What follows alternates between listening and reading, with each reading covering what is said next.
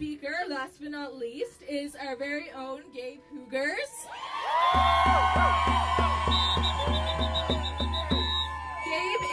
Gabe is a student at the University of King's College, the president of the Students' Union at King's, the Nova Scotia rep to the Canadian Federation of Students nationally, and Gabe seems to have about 26 hours in the day.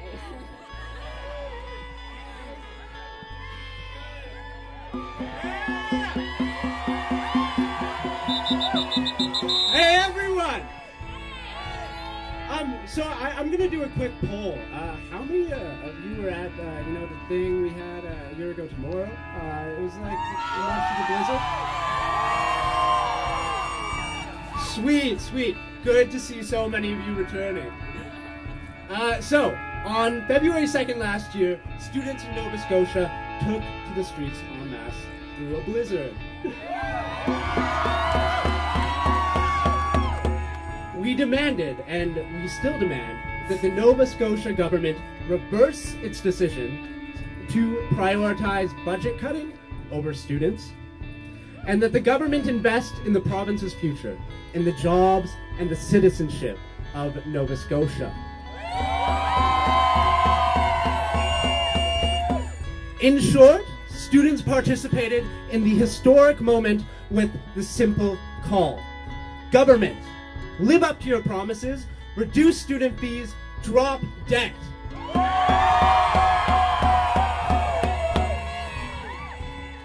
And our message was heard, at least by some.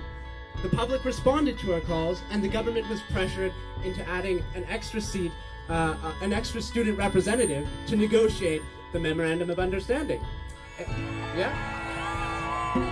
And that, for those of you who don't know, is a multi-year contract between the provincial government and the university president that dictates, among other things, how much fees can go up or down, and how much funding the government gives to universities. So, student reps on that committee were unwavering in our opposition to tuition fee hikes and funding reductions that unfortunately ultimately made it into the memorandum. Hey. Now, during this National Day of Action, we have another chance to have our voices heard.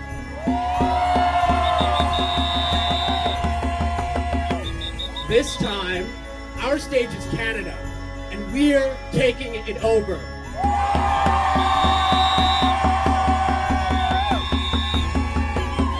From coast to coast, students are marching in the streets, demanding more from our governments. In Newfoundland and Labrador, where fees are less than half of ours, the students are holding a joint press conference with their provincial government, because it's doing really great right now, and demanding that the Canadian government step up to the plate on this.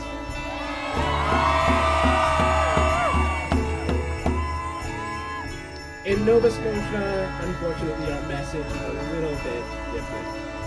We're witnessing some of the deepest cuts to post-secondary education that this province has seen in some time. We're also witnessing what effects increasing tuition fees have on the province.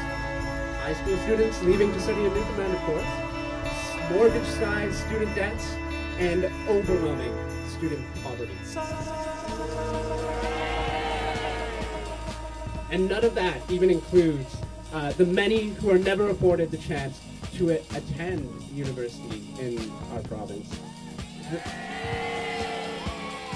The staggering cost of tuition fees prohibits many from marginalized backgrounds from ever stepping in the door at our schools. That is the cycle of poverty at work.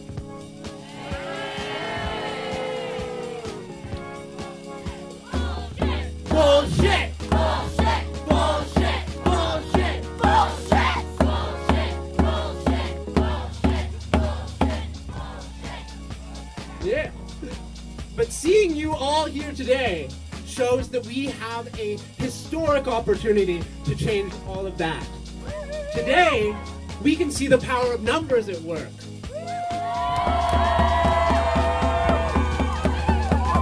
Yeah. And we've seen numbers, strength in numbers, work before. Just remember that in the last year, since students last met here in Victoria Park, we've seen governments fall across the world because of overwhelming pressure from social movements.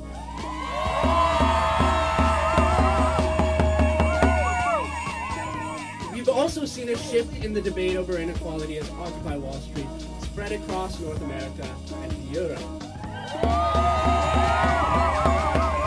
2011 was the year of the protester, after all. But more than that, we've seen student action work in Canada time and time again. The last time students marched across the country in 2007, for instance, the Canadian government established its first federal needs-based grants program. And that is the same government we have in place today.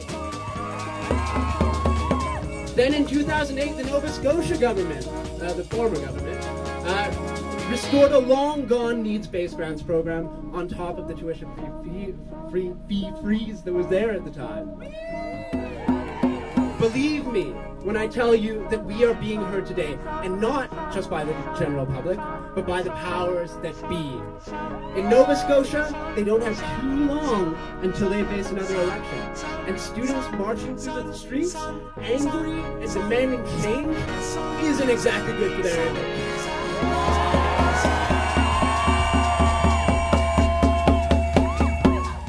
Now, there are many, many people here today, and we will all be marching for different reasons.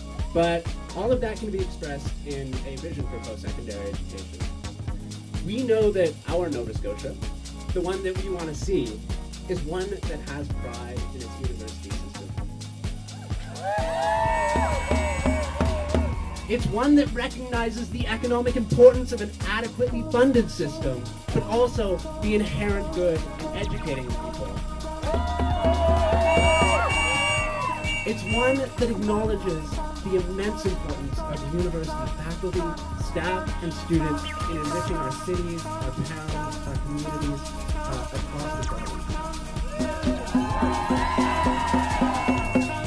Our Nova Scotia is one that fosters creativity in the arts through studio-based, hands-on education because of the beautiful culture that results.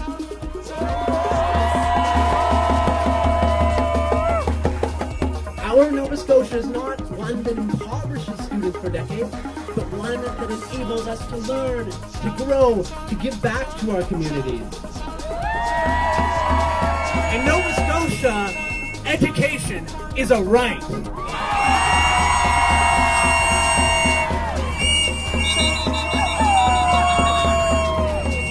And that's why we're here today. And that's why we won't stop marching and chanting and embarrassing our government until we see our vision through. We're not going to let them tell us this cannot be done. None of this ends today, by the way. We must carry this vision back with us to our campus, our students, unions, and society, our friends, our families, our neighbors.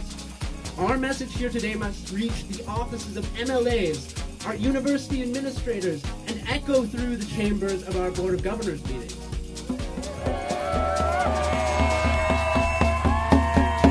Because we know that if we stick with it and keep on making our voices heard, our government will pay attention. We've seen it before, we'll see it again.